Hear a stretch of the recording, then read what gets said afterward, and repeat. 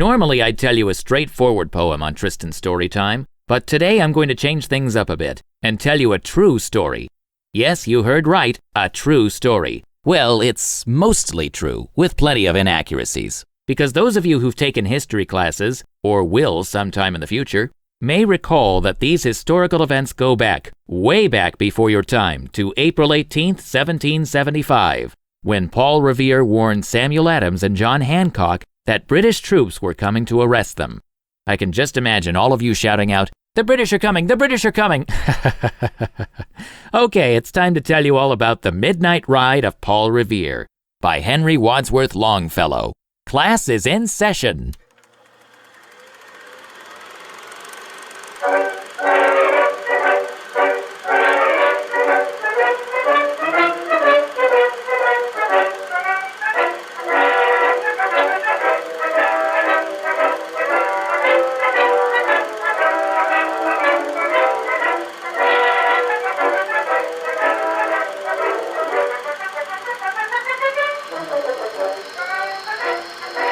Listen, my children, and you shall hear of the midnight ride of Paul Revere. On the 18th of April in 75, hardly a man is now alive who remembers that famous day and year. He said to his friend, "If the British march by land or sea from the town tonight, hang a lantern aloft on the belfry arch of the North Church tower as a signal light. 1 if by land and 2 if by sea. And I on the opposite shore will be ready to ride and spread the alarm through every Middlesex village and farm for the country folk to be up and to arm." Then he said, "Good night," and with muffled oar silently rowed to the Charlestown shore, just as the moon rose over the bay, where swinging wide at her moorings lay the Somerset British man of war, a phantom ship with each mast and spar across the moon like a prison bar, and a huge black hulk that was magnified by its own reflection in the tide. Meanwhile, his friend through alley and street wanders and watches with eager ears, till in the silence around him he hears the muster of men at the barrack door, the sound of arms and the tramp of feet, and the measured tread of the grenadiers marching down to their boats on the shore. Then he climbed the tower of the old North Church by the wooden stairs with stealthy tread, to the belfry chamber overhead, and startled the pigeons from their perch on the somber rafters that round him made masses and moving shapes of shade. By the trembling ladder steep and tall to the highest window in the wall, where he paused to listen and look down a moment on the roofs of the town and the moonlight flowing over all. Beneath in the churchyard lay the dead, in their night encampment on the hill, wrapped in silence so deep and still that he could hear like a sentinel's tread the watchful night wind as it went, creeping along from tent to tent, and seeming to whisper, "All is well." A moment only he feels the spell of the place and the hour and the secret dread of the lonely belfry and the dead, for suddenly all his thoughts are bent on a shadowy something far away, where the river widens to meet the bay.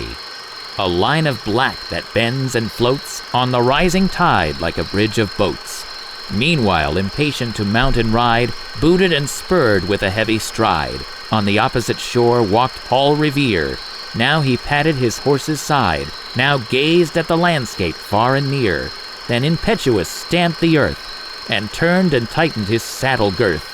But mostly he watched with eager search the belfry tower of the old North Church, as it rose above the graves on the hill, lonely and spectral and somber and still.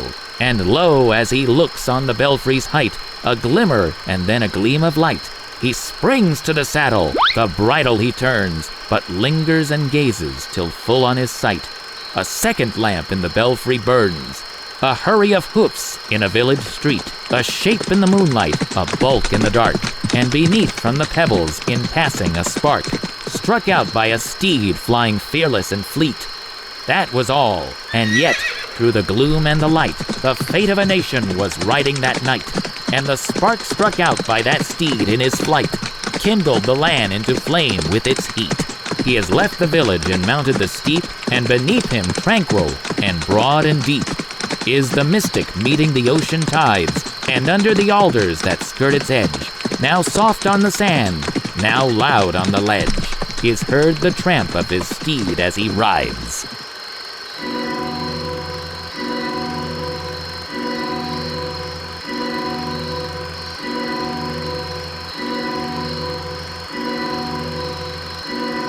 It was 12 by the village clock when he crossed the bridge into Medford town.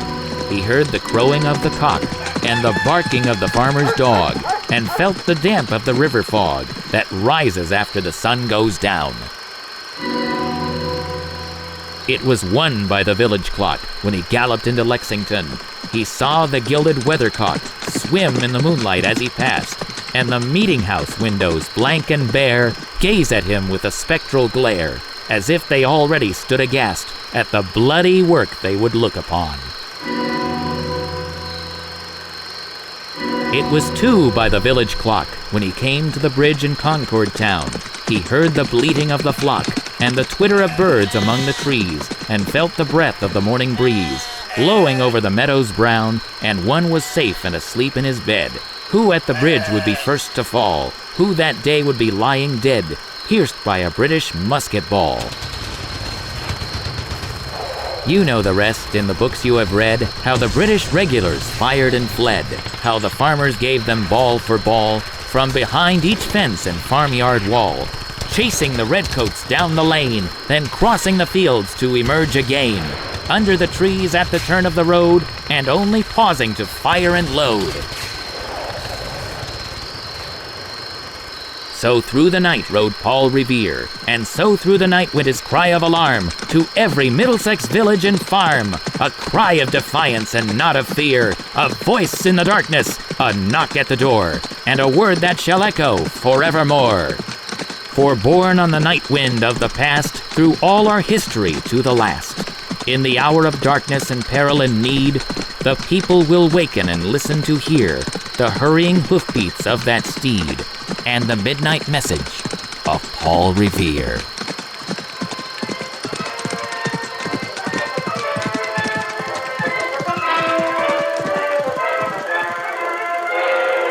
I also want to give a shout out to my high school history teacher, Mr. Van Streen, and history teachers all over the country for teaching us all about this historical event.